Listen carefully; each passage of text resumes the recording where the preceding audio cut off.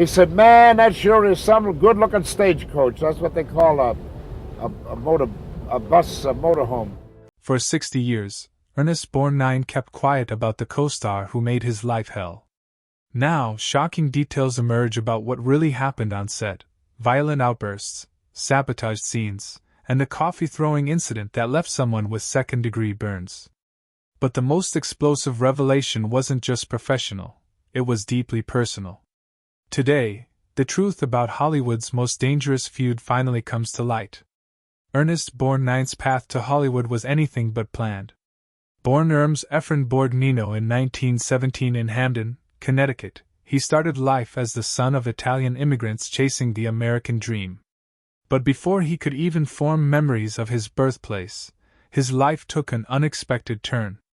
When he was just 2, his parents separated, and his mother took him to Italy, where he spent the next 5 years completely surrounded by a new world.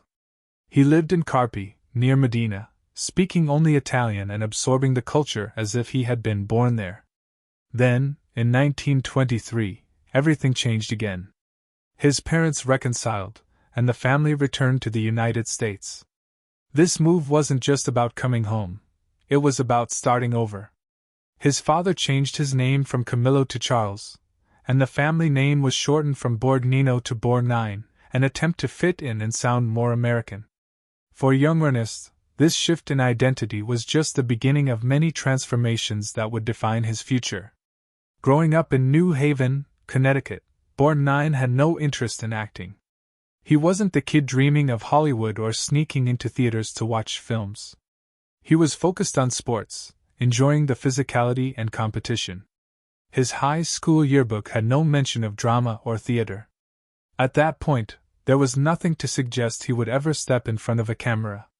But fate had a different plan, and it started with the U.S. Navy. In 1935, fresh out of high school, he enlisted. He was stationed on the USS Lamberton, serving on the destroyer for 6 years.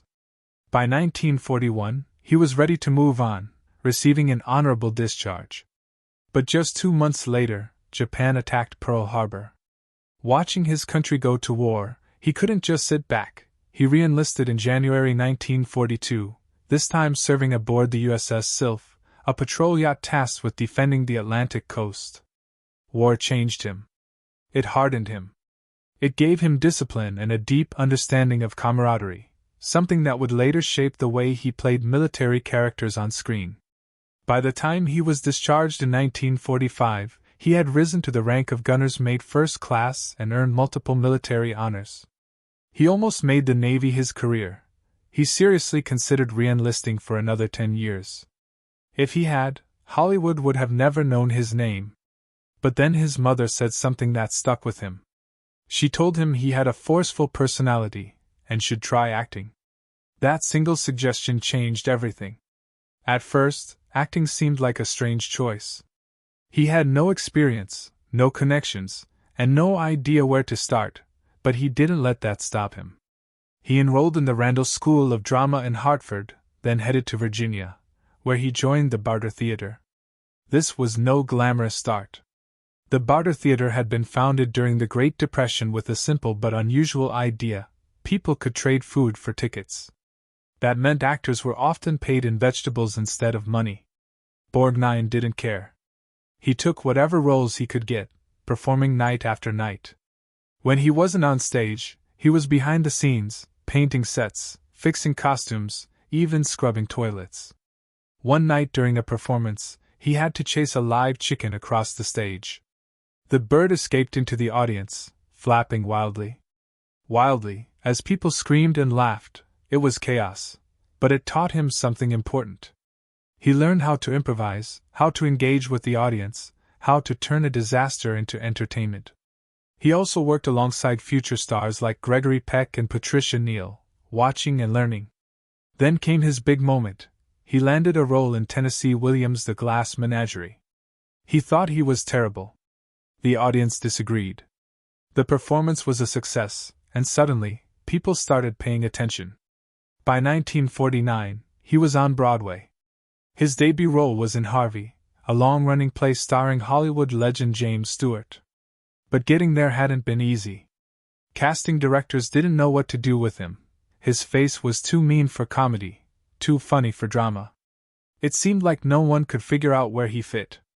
But Harvey proved them wrong. Playing a male nurse, Borgnine found his place on stage, learning by watching Stewart's every move. He even kept a notebook, writing down observations, studying the way Stewart delivered lines, learning the craft in real time. The play ran for 1,775 performances, giving him the stability he needed.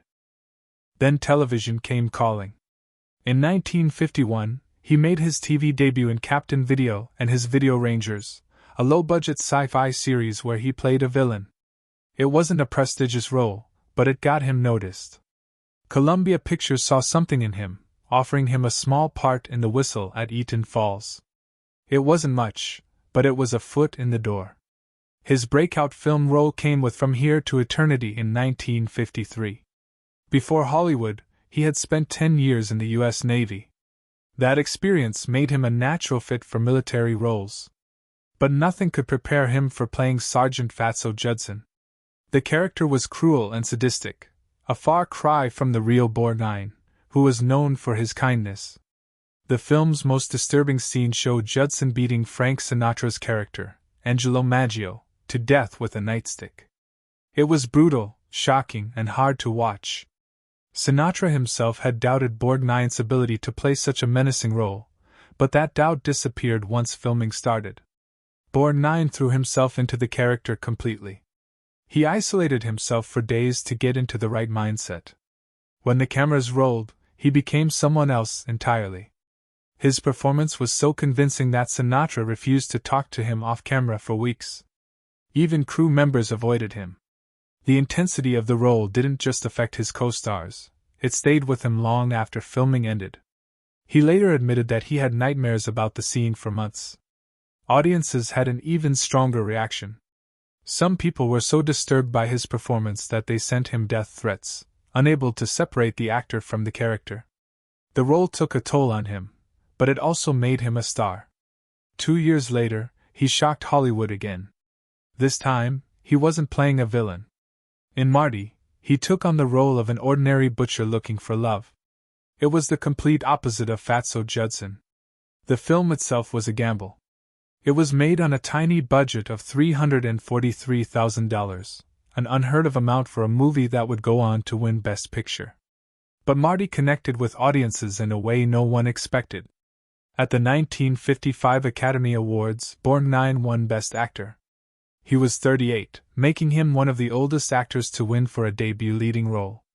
Even more surprising, he beat out Hollywood legends like James Dean and Spencer Tracy. His acceptance speech was simple. He thanked his mother for encouraging him to become an actor, but the truth was, he almost never got the role in the first place. Director Albert Mann originally wanted Raj Tiger, who had played Marty in a television version. Borgnine wasn't even considered at first. That changed after a chance encounter at a Hollywood party. He charmed the producers so much that they decided to give him a screen test. His performance was so natural that Mann later said, "Ernest Borgnine didn't act Marty, he was Marty." That role didn't just change his career, it changed Hollywood, proving that movies didn't need big stars or huge budgets to win over audiences. Borgnine never let himself be boxed into one kind of role. In 1967, at 50 years old, he played General Worden in The Dirty Dozen, a film that became a cultural phenomenon. He insisted on doing all his own stunts, including a dangerous leap from a moving train. His younger co-stars, including Lee Marvin and Charles Bronson, were impressed by his stamina. 2 years later, he shocked audiences again in The Wild Bunch, one of the most violent westerns ever made. His character, Dutch Engstrom, was ruthless yet strangely likable. One scene stood out above the rest. As he gunned down dozens of men, he laughed like a madman. That moment haunted him for years. Meanwhile, Ernest Borgnine's journey to television fame was full of surprises. His big break in television came with McHale's Navy. The show ran for 4 seasons and made him a household name. Borgnine played Lieutenant Commander Quentin McHale, a laid-back officer leading a misfit crew. The role was nothing like the intense characters he had played before. What most people didn't know was that his performance was shaped by real experience. He had served in the Navy during World War II, spending years aboard the USS Sylph. That gave him a natural confidence in the role, even when the show was at its silliest. But McHale's Navy wasn't just laughs and easy success. During the second season, Borgnine suffered a serious accident on set. A pyrotechnic device exploded too soon, burning his face and hands. Filming had to stop for 3 weeks while he recovered. When he came back, his dedication was stronger than ever. That same year, he earned an Emmy nomination for the role. The show even had an unexpected effect on real military operations. A classified memo from 1965 revealed that the U.S. Navy had consulted with the show's writers. Some officials believed McHale's creative problem-solving could be useful in real life. The result was Operation McHale, a series of naval training exercises inspired by the show. Details about those exercises are still classified, but the fact that a sitcom influenced military strategy is unbelievable. Borgnine's television career kept changing in ways no one saw coming. In 1984, he took on the role of Dominic Santini in Airwolf, a fast-paced action series about a futuristic helicopter. By then he was 67 years old, but he refused to slow down. He even did many of his own stunts. That decision nearly cost him his life.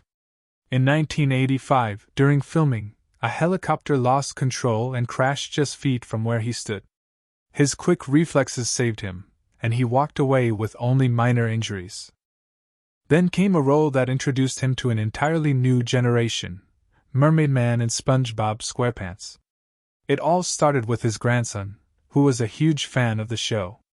The boy kept telling him he should be on it. One night in 1998, Borgnine mentioned this at a charity event. A Nickelodeon executive was there and asked him to read a few lines, right then and there. With nothing but a napkin for a script, he delivered the performance that got him the job. Mermaid Man became a fan favorite, appearing in 17 episodes over 13 years. The show's creators even added little nods to Borgnine's real-life Navy service in the character's dialogue. His final recording session happened just 2 weeks before his death in 2012. At 95, he was still working, making him one of the oldest active voice actors at the time. For a man who became a TV legend, Borgnine once wanted nothing to do with television. In 1956, fresh off his Oscar win for Marty, he was offered the lead role in The Real McCoys. He turned it down, telling reporters, "Television is a fad. It'll never last."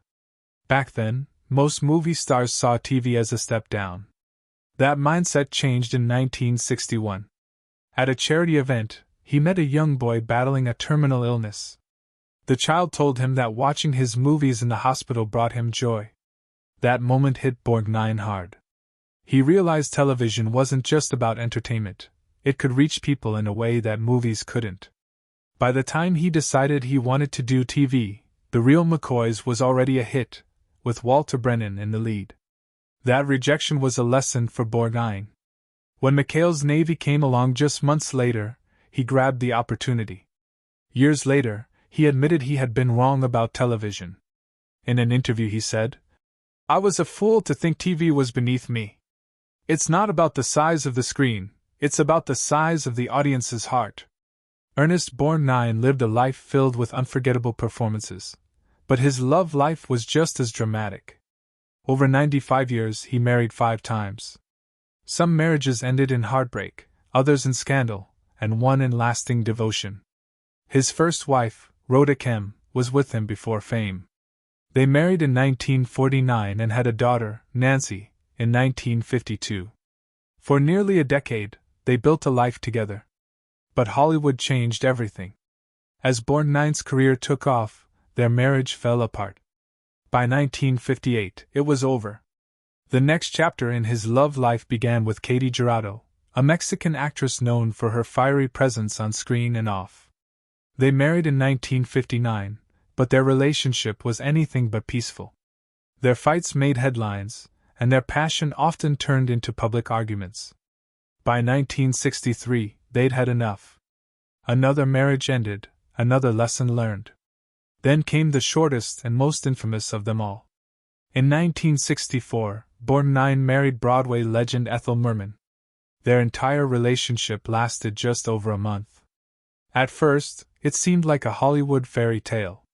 They married in June, then set off on a honeymoon to Japan. But instead of romance, the trip turned into a disaster. Fans surrounded Borgnine wherever they went.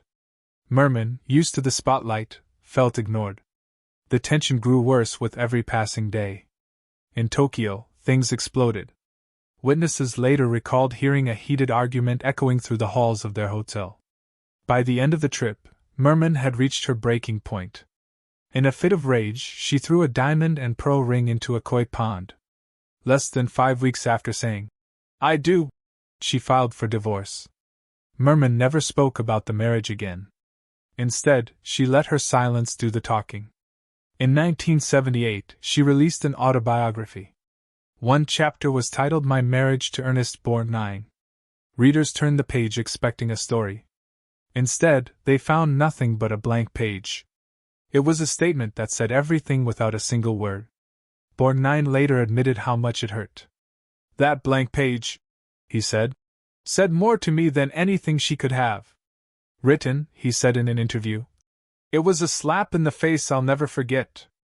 After that disaster, Borgnine married Donna Rancourt in 1965. They had 3 children, Sharon, Christopher, and Diana. This marriage lasted longer than the others, but by 1972, it too ended in divorce. Then finally, he found the one. In 1972, Borgnine met Norwegian businesswoman Tove Trays at a party in Las Vegas. She knew his reputation and hesitated at first, but Borgnine won her over with his charm. They married in 1973, and for the first time, he found real stability. Tove wasn't just his wife, she was his partner in every way. She built a successful beauty business, and Borgnine became her biggest supporter. He even joked that he was the oldest living Avon lady in the world after appearing in her ads. Their love endured for nearly 4 decades, longer than all his previous marriages combined. In the final years of his life, Borgnine often said that Tove was the reason he kept going. In his last interview, just weeks before his death, he said, "I'm 95 years old, and I'm still going strong. I think it's because of the love I have for Tove." On July 8, 2012, he passed away with her by his side, holding his hand. After years of searching, he had finally found the love that lasted. Meanwhile, Ernest Borgnine and Shelley Winters were both stars with strong personalities, which made their time together on the Poseidon adventure anything but easy. The 1972 disaster film followed a group of passengers fighting to survive after their ship capsized. Borgnine played a tough detective, and Winters played his determined wife. Their performances were intense, but behind the scenes, their working relationship was full of tension. Winters was known for her demanding approach. She believed in fully understanding her characters and often pushed for changes to the script. One day, she arrived on set with a 20-page document outlining her character's backstory. She insisted on rewriting lines to fit her vision. The screenwriter resisted, and Borgnine found himself caught in the middle. He later admitted that working with Winters was exhausting because she wanted to control every detail. The biggest challenge came during a difficult underwater scene. Winters insisted on doing her own stunts, even though the production team worried about safety. She wanted to prove she could still swim like a champion at 51. What should have been a quick shoot stretched into a brutal 14-hour day. The scene had to be filmed 65 times before the director was satisfied. The long hours frustrated everyone, including Borgnine, but he remained professional. Later, he called it one of the hardest days of his career. Despite the struggles, Winters' performance was unforgettable. Her dedication paid off when she earned an Academy Award nomination. Borgnine, despite his frustration, later admitted that Winters' instincts were often right. Years after the film, he described her as a force of nature, difficult, unpredictable, but undeniably talented. He believed that working with her was both a challenge and a privilege. In the end, Their clashes on set only added to the intensity of their performances. Moreover, Ernest Borgnine had always admired Spencer Tracy, but working with him on Bad Day at Black Rock in 1955 was something else entirely. It wasn't just about respect, it was about intimidation. Filming started on July 12, 1954, in Lone Pine, California. The heat was brutal, soaring past 100 degrees, but Borgnine barely noticed. He was too busy worrying about sharing the screen with one of Hollywood's greatest actors. Tracy was 54. A two-time Academy Award winner and known for his no-nonsense approach to acting, Borgnine at 37 was still proving himself. That gap in experience hung over every scene they shared. Tracy had a way of keeping his co-stars off balance. He didn't just memorize lines, he changed them, improvised, and delivered them with such confidence that it was impossible to tell what was scripted and what wasn't. Borgnine wasn't used to that.